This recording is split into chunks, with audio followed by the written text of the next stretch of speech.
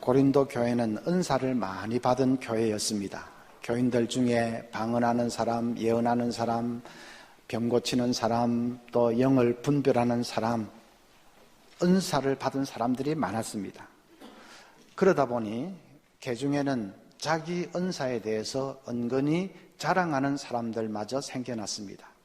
예배 중에 서로 방언을 말하려고 다툼 아닌 다툼까지 일어났습니다.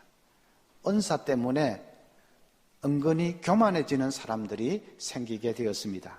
그래서 바울 사도가 그 사람들을 바로잡기 위해서 우리가 방금 읽은 이 말씀을 한 것입니다. 이 13장을 일명 사랑장이라고 하죠.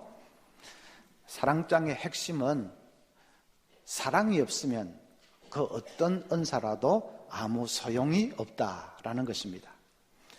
1절을 볼까요? 내가 사람의 방언과 천사의 말을 할지라도 사랑이 없으면 소리나는 구리와 울리는 꽹과리가 되고, 아무리 방언의 은사를 받아서 신비한 언어를 쏟아놓는다 하더라도, 아무리 설교의 은사를 받아서 온갖 천사와 같은 말을 늘어놓는다 할지라도 사랑이 없으면 나는 그저 시끄러운 꽹과리 소리와 같을 뿐이다 라는 말입니다. 여러분, 설교를 사랑 없이 할 수 있을까요? 얼마든지 있지요. 목사가 자신의 명성을 위해서 또 자기의 목적을 이루기 위해서 얼마든지 외쳐댈 수 있습니다. 그러면 그것은 시끄러운 꽹과리 소리와 같을 뿐이다. 꽹꽹꽹꽹꽹 하는 소리가 얼마나 듣기 싫습니까? 머리가 아프지 않습니까? 자기는 설교한다고 열변을 토하고 있지만 하나님 귀에는 그저 꽹꽹꽹꽹꽹꽹 하는 소리와 같을 뿐이라는 것입니다. 하나님께서 주일마다 좀 꽹과리 그만 쳐라, 1부, 2부, 3부 계속 꽹과리 쳐댈 것이냐, 듣기 싫어 죽겠다, 하나님이 그러실지 모릅니다. 또 2절에는 내가 예언하는 능력이 있어 모든 비밀과 모든 지식을 알고 또 산을 옮길 만한 모든 믿음이 있을지라도 사랑이 없으면 내가 아무것도 아니요. 여러분, 예언의 은사가 얼마나 놀랍습니까? 감추어져 있는 모든 비밀과 지식을 다 알아서 미래를 예언하는 그런 능력이 있다면 얼마나 그 대단한 은사입니까? 사람들이 다 그 앞에 머리를 조아리지 않겠습니까? 또 산을 옮길 만한 믿음, 얼마나 위대합니까? 모두가 안 된다고, 불가능하다고 그런 자리에 나서서 아닙니다, 우리는 할 수 있습니다 하고 기적을 이루어내는 사람이 있다면 그 믿음 얼마나 위대합니까? 그런데 그런 놀라운 예언도 놀라운 믿음도 사랑이 없다면, 사랑이 없이 행한다면 그건 아무것도 아니다. 조금 봐줄 수 있다가 정도가 아니라 그건 아무것도 아닌 것이다. 3절에는 내가 내게 있는 모든 것으로 구제하고 또 내 몸을 불살하게 내어줄지라도 사랑이 없으면 내게 아무 유익이 없느니라. 모든 것을 다 바쳐서 구제하고 자기 몸을 불살할 정도로 내어주면서 사랑이 없이 그렇게 할 수 있을까? 얼마든지 할 수 있습니다. 평생을 구제기관에서 일하고 NGO에서 일하고 평생 선교사로 일하고 그래도 가슴에 사랑은 메마를 수 있습니다.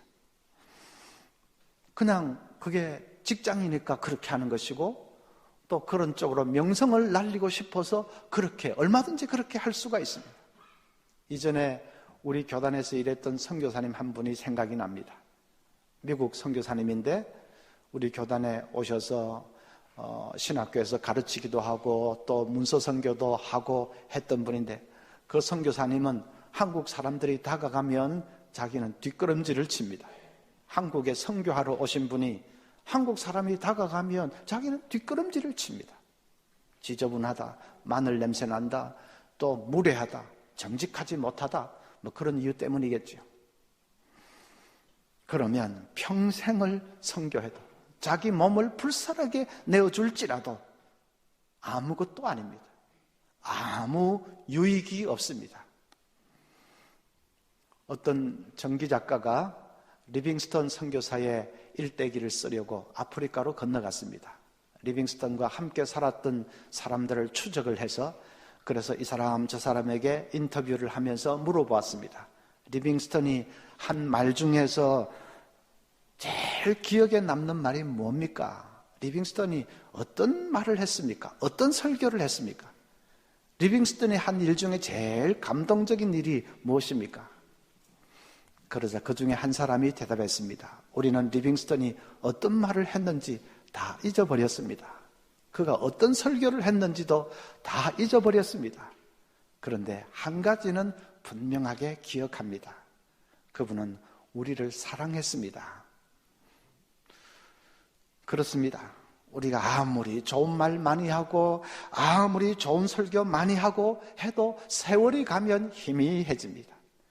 아무리 놀라운 방언의 은사, 예언의 은사, 병 고치는 은사 다 자랑해도 세월이 가면 그것도 다 사라집니다. 그러나 사랑은 끝까지 남습니다. 마지막까지 그 사람을 붙들어주는 것은 사랑입니다. 그래서 8절에도 사랑은 언제까지나 떨어지지 아니하되 예언도 패하고 방언도 그치고 지식도 패하리라. 자, 그런데 오늘 이 13장에 나오는 이 사랑이라는 단어가 아주 독특합니다. 그 당시에 세상에서는 거의 쓰이지 않는 단어입니다. 그 당시 헬라 사람들이 많이 사용하던 사랑이라는 단어는 에로스입니다. 에로스는 남녀 간의 육체적인 사랑을 뜻합니다. 또 필레오라는 단어도 있습니다. 형제 간의 우애를 뜻합니다. 또 스토르게라는 단어도 있습니다. 이것은 부모가 자식을 사랑하는 그런 자연적인 애정을 뜻합니다.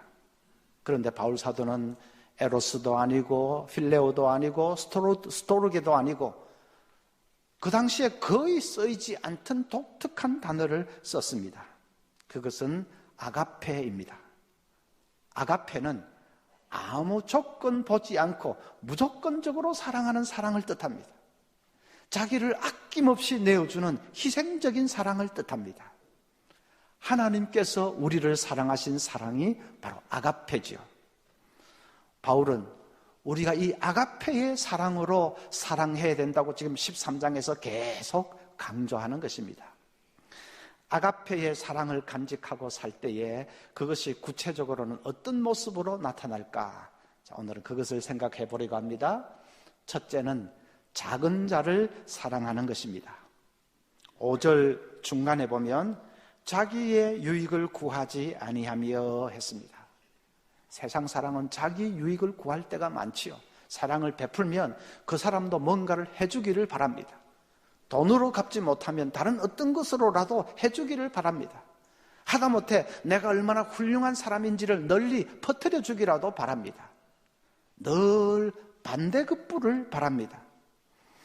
그러나 아가페의 사랑은 자기의 유익을 구하지 아니하며 어떤 반대급부도 원하지 않습니다. 그래서 작은 자를 사랑합니다. 어떤 반대급부도 해줄 수 없는 사람, 다른 어떤 것으로도 갚을 길이 없는 사람, 작은 사람, 그 사람을 사랑합니다. 누가복음 14장 12절부터 보면 예수님 이렇게 말씀하십니다. 또 자기를 청한 자에게 이르시되 네가 점심이나 저녁이나 베풀거든 벗이나 형제나 친척이나 부한 이웃을 청하지 말라. 두렵건대 그 사람들이 너를 도로 청하여 내게 갚음이 될까 하노라. 잔치를 베풀거든 차라리 가난한 자들과 몸 불편한 자들과 전원자들과 맹인들을 청하라. 그 당시로는 이것은 아주 혁명적인 말씀입니다. 왜냐하면 그 당시에 이 잔치 자리라는 것은 효과적인 사교의 장이었습니다. 그 잔치 자리에서 인맥을 두텁게 할 수 있었고 또 사업의 파트너도 만나고 새로운 친구도 만날 수 있고 그랬습니다. 그래서 잔치를 베풀 때는 당연히 가까운 지인들이나 친척들이나 사업상의 중요한 사람들이나 그런 또래 수준의 사람들을 청해서 잔치를 했습니다. 그런데 예수님은 그렇게 하지 말라고 하십니다. 그런 사람들을 초청하면 그 다음에는 그 사람들이 너를 초청해 줄 것이고, 그래서 주거니 받거니 하면 아무리 남을 대접해도 하늘에서 상급은 없다. 그러지 말고 가난한 자들, 전원자들, 맹인들, 장애인들, 지극히 작은 자들을 청하라고 말씀하십니다. 아무 갚을 길 없는, 다음에 나를 전혀 초청해 줄 여력이 없는 그런 사람들을 청하라고 하십니다. 그래서 아무 조건 없이 사랑을 베풀라고 하십니다. 여러분, 묻지마 폭행이라는 말 들어보셨죠? 어떤 남자가 지나가는 행인에게 아무 이유도 없이 달려들어서 무차별 폭행을 가하는 것이 묻지마 폭행입니다. 일면식도 없는 사람에게 아무 이유도 없이 폭행을 가하는 것이 묻지마 폭행이지요. 그런 말을 사랑과 관련해서 쓰는 법은 없습니다. 묻지마 사랑이라는 거 들어보셨습니까? 아무 관계도 없는 사람에게 달려가서 그냥 아무 조건도 없이 그냥 사랑을 베풀었다. 그런 것은 거의 좀 찾아보기가 어렵지 않습니까? 묻지마 사랑. 아가페의 사랑은 바로 묻지마 사랑입니다. 아무 이유도 없이 아무 조건 보지 않고 사랑을 베푸는 것입니다. 지난 14일 밤에 한 12시쯤에 이 보배드림이라는 온라인 커뮤니티에 짧은 글이 하나 올라왔습니다. 제목은 너무 힘들어서, 그리고 본문에는 죄송합니다, 그 말 한마디밖에 없었습니다. 사진이 첨부되어 있는데 보니까 이 극단적인 선택을 할 때 사용되는 도구하고 유서처럼 보이는 종이가 찍혀 있습니다. 심야에 그 글을 본 수많은 네티즌들이 너도 나도 자기 핸드폰을 꺼내가지고 112에 신고를 했습니다. 자살이 우려된다고, 이걸 어떻게 좀 막아야 되지 않겠느냐고 신고를 했습니다. 또 댓글도 수백 개가 달렸습니다. 어떤 사람은 그러지 말고 얘기를 한번 해보자고 설득하는 사람도 있고, 어떤 사람은 국밥이라도 한 그릇 같이 하자 그렇게 제안하는 사람도 있고, 극단적인 행동을 막아보려고 수백 건의 댓글이 달렸습니다. 그 사람을 찾아서 그 밤중에 거리로 나선 사람들도 있었습니다. 밤 1시쯤에 그 사람이 대구의 어느 원룬촌 주변에 있는 것 같아 그런 제보가 들어왔습니다. 그러니까 너다섯 명 대구에 사는 네티즌들이 지금 출발한다, 그렇게 댓글을 남기고 현장으로 달려갔습니다. 그렇게 많은 사람들이 발을 동동 구른 덕에 경찰도 빨리 수색을 진행했고 마침내 그 사람을 찾아냈습니다. 자동차 안에서 이미 자살을 시도한 후였지만은 그래도 빨리 찾아냈기 때문에 생명은 건질 수가 있었다고 합니다. 경찰이 이제 댓글을 올렸습니다. 생명에는 지장이 없답니다. 더 이상 신고 안 하셔도 되겠습니다. 감사합니다. 저는 그 기사를 보면서 너무나도 가슴이 뜨거워졌어요. 진짜로 일면식도 없는 사람 아닙니까?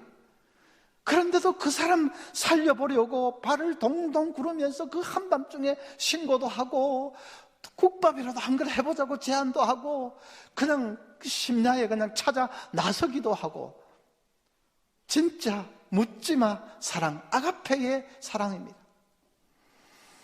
그 사람들이 다 크리스찬인지 어떤 일은 모르겠지만은 정말 그 사랑은 하나님의 사랑, 아가페의 사랑이지요. 우리 교회가 복지사역, 이제 미혼모 사역까지 확장이 됐는데 다음에 또 좀 더 우리 힘이 있어서 사역을 한다면 저는 이 자살하려고 하는 사람들 살려내는 생명지킴이 사역을 꼭 해야 되지 않을까, 그런 생각을 합니다. 우리 비전이 생명을 살리고 양육하는 게 정말 문자 그대로 생명을 살리는, 지켜내는 일을 해야 되지 않을까, 그런 생각을 합니다. 한국 전쟁이 끝날 무렵에 미국에서 있었던 실화입니다. 미국 샌디에고 외곽의 한 호텔에서 한국전에 참전했다가 돌아온 청년이 고향의 어머니에게 전화를 걸었습니다. 엄마, 저 돌아왔어요. 엄마가 아유, 무사해서 다행이구나. 근데 집에 빨리 오지 전화는 왜 해? 청년이 예, 엄마 금방 갈 겁니다. 가기 전에 할 말이 있어요. 그 청년은 전쟁에서 부상을 많이 당했습니다. 그럼 자기가 부상당했다는 말은 하지 않고 제 친구가 부상을 많이 당했어요. 두 눈을 잃었습니다. 두 손도 없습니다. 그런데 그 친구는 부모도 없습니다. 그래서 제가 데리고 가서 한 1년만 같이 지내려고 하는데 엄마 괜찮겠지요? 참 친한 친구고 좋은 사람이에요. 괜찮겠지요? 엄마가 뭐 괜찮겠지만은 하고 뜨뜻미지근하게 반응을 했습니다.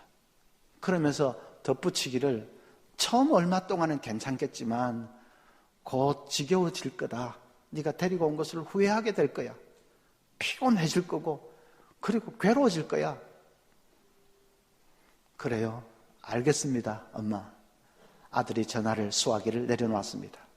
다음 날 해군 본부로부터 그 어머니에게 전보 한 통이 날아왔습니다. 당신 아들이 12층에서 투신 자살을 했습니다. 그 아들은 처음에는 괜찮겠지만 곧 지겨워질 거다 하는 엄마의 말에 충격을 받은 것입니다. 그래, 내가 이런 모습으로 돌아가면 처음에는 반갑다고 하겠지만은 얼마 가지 않아서 나는 가족들에게 짐이 될 거야. 나 때문에 피곤해지고 괴로워질 거야. 그래서 그냥 스스로 목숨을 끊은 것입니다.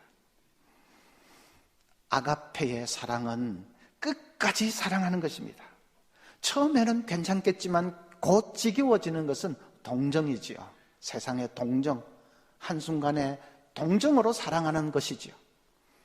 그러나 아가페는 끝까지 사랑하는 것입니다. 나를 희생하면서까지 마지막까지 사랑하는 것입니다. 예수님은 자기 생명을 주시기까지 우리를 사랑하셨지 않습니까? 그 마지막까지 사랑하는 사랑, 작은 자를 사랑하는 사랑, 그런 사랑이 없다면 우리는 아무것도 아닙니다. 아무리 설교를 하고 아무리 기도하고 아무리 전도하고 아무리 봉사하고 아무리 남 가르치고 해도 그런 사랑이 없다면 우리는 아무것도 아닙니다. 둘째는 큰 자를 사랑하는 것입니다. 4절 중간에 시기하지 아니하며, 아가페의 사랑은 시기하지 않는 것이다. 여러분, 작은 자를 사랑하는 것은 어쩌면 좀 쉬울 수도 있습니다. 할 수 있습니다. 진짜로 어려운 것은 큰 자를 사랑하는 것입니다.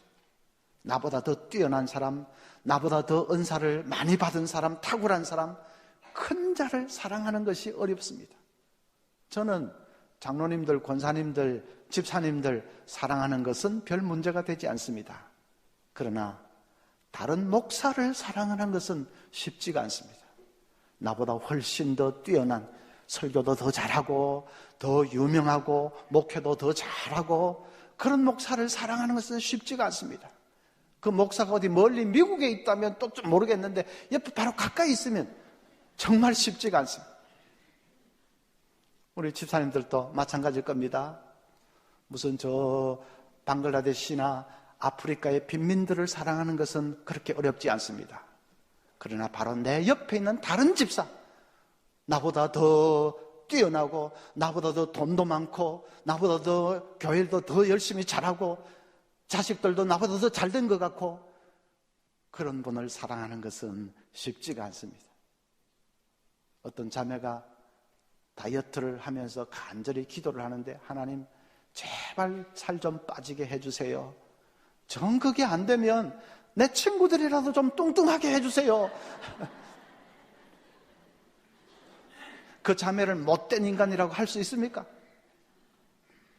아무리 해도 우리 교회는 부흥이 안 되는데 이웃의 옆에 교회는 그냥 2배로 성장했다더라. 그러면 마음이 그냥 싸해지는 것이 그 인간 아닙니까? 그런데 아가페의 사랑은 그것마저도 극복합니다. 큰 자를 사랑합니다. 구약에 나오는 사울왕의 아들 요나단이 바로 그런 사람이었습니다.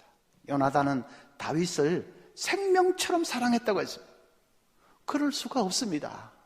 다윗이 잘 되면 요나단 자기의 왕위 계승이 어려워집니다. 자기가 사울의 뒤를 이어서 왕이 돼야 되는데 백성들의 마음이 다 다윗에게 쏠리면 왕위 계승이 위태로워집니다. 그런데도 요나단은 어떻게 경쟁자 다윗을 자기 생명처럼 사랑할 수가 있었을까? 사무엘상 20장 15절에 보면 요나단이 이렇게 말합니다. 여호와께서 너 다윗의 대적들을 지면에서 다 끊어버리신 때에도 너는 내 인자함을 내 집에서 영원히 끊어버리지 말라 하고, 이에 요나단이 다윗의 집과 언약하기를 여호와께서는 다윗의 대적들을 치실지어다 하니라. 간단하게 말하면 여호와 하나님 다윗이 잘 되게 해 주십시오. 다윗의 대적들은 다 망하게 해 주시고 다윗이 잘 되게 해 주십시오 하는 말이지요. 어떻게 그런 말을 할 수가 있습니까? 요나단은 하나님의 손이 다윗과 함께 한다는 것을 알았습니다. 다윗을 통해서 이스라엘을 통치하게 하는 그것이 하나님의 뜻이라는 것을 알았습니다. 하나님의 뜻이 그렇다면 내가 양보해야지 한 것입니다. 요나단은 이스라엘 나라를 먼저 생각했습니다. 내가 왕위를 계승하고 말고 그런 것보다 이스라엘 나라를 먼저 생각했습니다. 이스라엘 나라가 잘 돼야 되는데, 이스라엘 나라가 흥왕해야 되는데, 그러기 위해서는 다윗이 더 적합한 사람이라는 것을 그가 하나님의 뜻을 통해서 알게 된 것입니다. 그렇다면 나는 물러서야지 한 것이죠. 여러분, 큰 자를 사랑하기 위해서는 하나님 나라를 먼저 생각하십시오. 그 사람이 하나님 나라를 위해서 일하고 있는 것을 보십시오. 하나님 나라를 위해서 열심히 충성을 다해서 헌신하고 있는 그것을 보십시오. 하나님 나라에서는 없어서는 안 될 사람입니다. 내가 하지 못하는 일들을 다 하고 있는 사람입니다. 얼마나 귀한 사람입니까? 그래서 그 사람을 사랑할 수가 있습니다. 하나님의 나라를 먼저 구하면 나보다 큰 자라도 넓은 마음으로 사랑할 수가 있습니다. 20세기 초에 영국 런던에 유명한 목사님 세 분이 동시에 사역을 하고 있었습니다. 유명한 부흥사 스펄전 목사님과 강해 설교의 왕자라고 하는 캠벨 몰건 목사님과 그리고 F.B. 마이어 세 분이 동시대에 사역을 하고 있었습니다. 그런데 마이어 목사님도 훌륭한 분인데 다른 두 분에 비해서는 자기가 좀 열등감을 느꼈던 모양입니다. 자꾸 시기심이 일어납니다. 내가 동역자 목사님들을 시기를 하다니 말도 안 돼 하면서 그냥 시기심을 없애달라고 기도를 하는데 근데 잘 문제가 해결이 되지 않습니다. 늘 마음이 괴롭고, 그런데 하루는 또 시기심을 없애달라고 간절히 기도하고 있는데 마음속에서 성령의 음성이 들려왔습니다. 너 기도를 바꾸어라. 시기심을 없애달라고 기도하지 말고 그 두 목사님을 축복하는 기도를 해라. 시기하다가 갑자기 복을 빌어주는 그런 기도를 하는 그걸 잘 바뀔 수가 있겠습니까? 그래도 마이어 목사님도 경건한 분이니까 이것이 성령의 음성인 줄 알고 순종하기로 했습니다. 그래서 이제 축복하는 기도를 합니다. 하나님 아버지, 몰간 목사님과 그 교회를 축복해 주시옵소서. 스펄전 목사님과 그 교회를 축복해 주시옵소서. 간절히 기도를 합니다.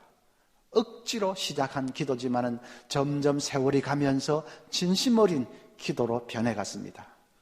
그러니까 이상하게도 마음에 평안이 왔습니다.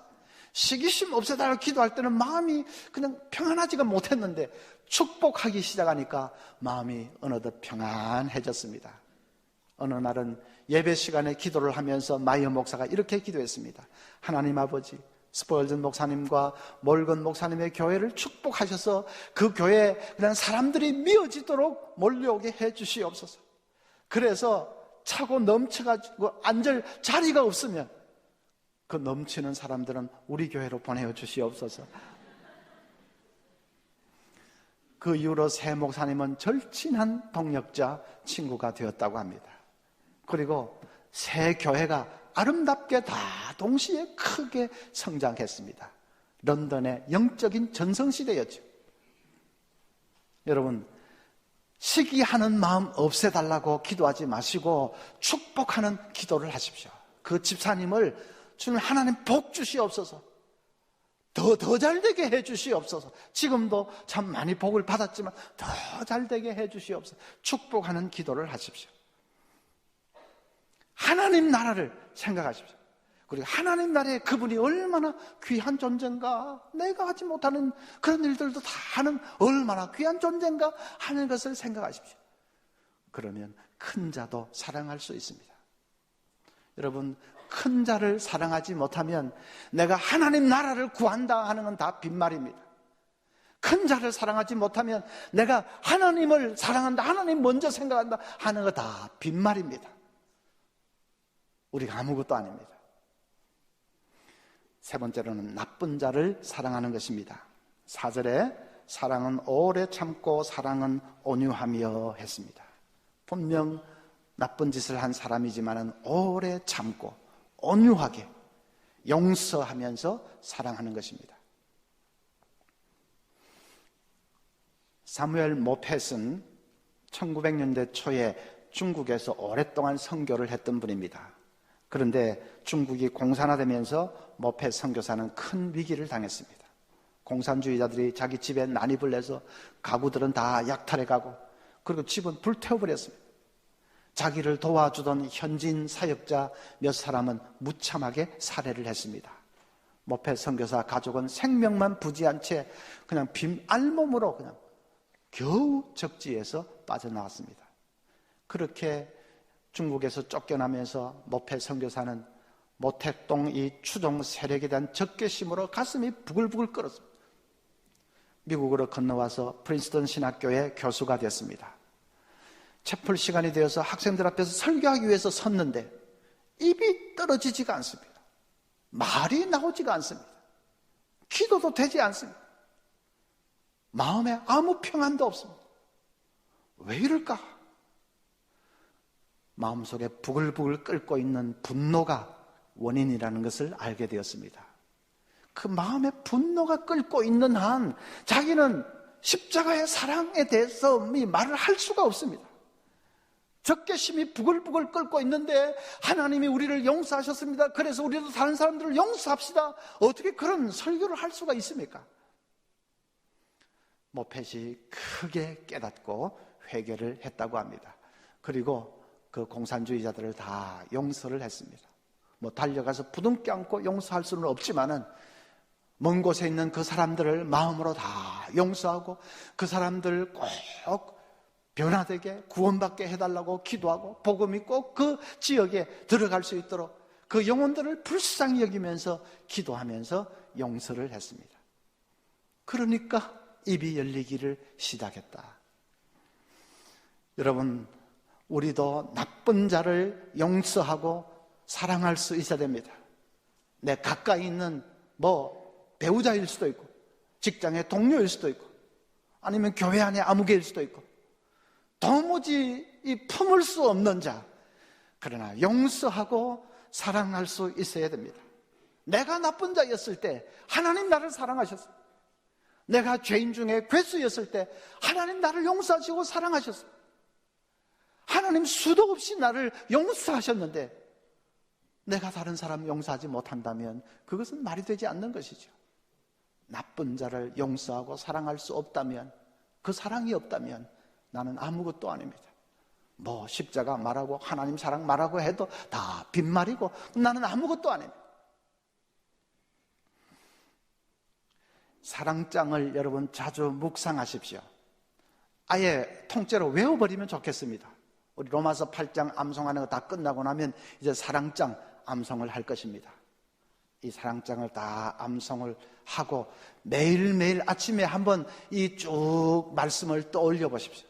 사랑은 오래 참고 사랑은 온유하며 시기하지 아니하며 사랑은 자랑하지 아니하며 교만하지 아니하며 무례히 행하지 아니하며 쭉 떠올려 보십시오. 내 마음이 정결해지는 것을 느낍니다. 내 마음이 깨끗이 씻어지고 순화되고 정결해지는 것을 느낍니다. 내가 다른 사람들을 어떻게 대해야 되겠다는 것이 선명하게 떠오릅니다.